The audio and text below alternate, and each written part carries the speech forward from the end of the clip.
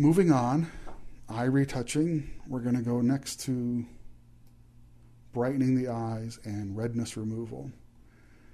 We're going to click on the brighten eyes layer, and we're going to click on the mask part of the layer, and we're going to be painting over the eye.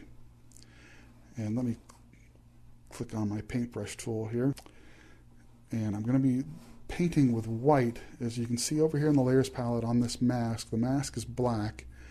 Black conceals, white reveals. So click on the mask part, make sure that in my foreground and background colors down here that my foreground color is white. If for some reason, if you were doing something else and you had a funny color or something picked as your foreground color, well, because I'm on the mask, it made that color that I just picked, it made it gray.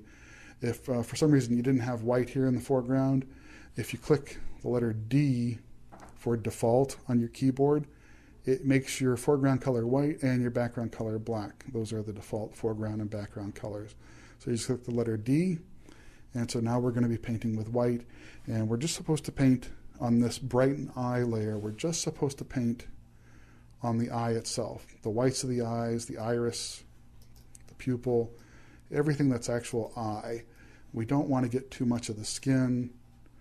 In this case, because the eyelashes are so dark, it doesn't matter if we go over the eyelashes as well. But we're just concentrating on going over just the eye itself. Okay. So what that done is just brightened up the eye for us. And I'll click the layer off for you to see here. That's before, that's after. See how I just made the eye nice and bright? Okay, next thing we're going to do is get rid of some of this excess redness over here. We don't want to get rid of it completely, but we're just going to get rid of it a little bit. So our action created this nice layer up here called redness removal, and we're going to use that layer. So I just clicked on the redness removal layer, and again I'm going to click on the mask. And what this layer is, actually, just so you know what's going on behind the scenes, it's a hue saturation layer where I've gone in and I've desaturated just the reds. And to actually see what I've done, we're going to have to paint on the mask.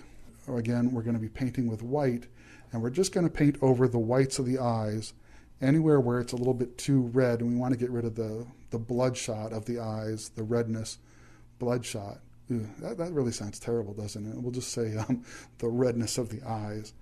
Okay, so I'm just now painting. Again, I am painting with white down here, foreground color white, and I am painting just over, and actually I can paint as much as I want because on this redness removal layer I have actually adjusted the opacity of the layer down to 65%, and in the adjustment part I have dropped down, if you look here under reds, I've dropped the reds down to -61. I didn't take it down all the way, so it's going to look fairly natural.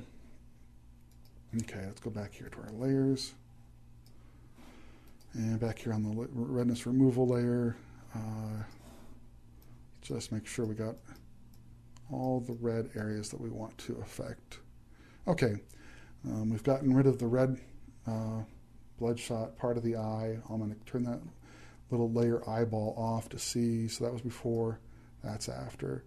So we've left some because we don't want her to look like she's made of plastic. We want it to look real, but just a little bit better. Okay, so we've done brighten eyes and we've done redness removal. We're going to move on up here to the pupil and the iris next. So we're going to continue eye retouching with the pupil and the iris.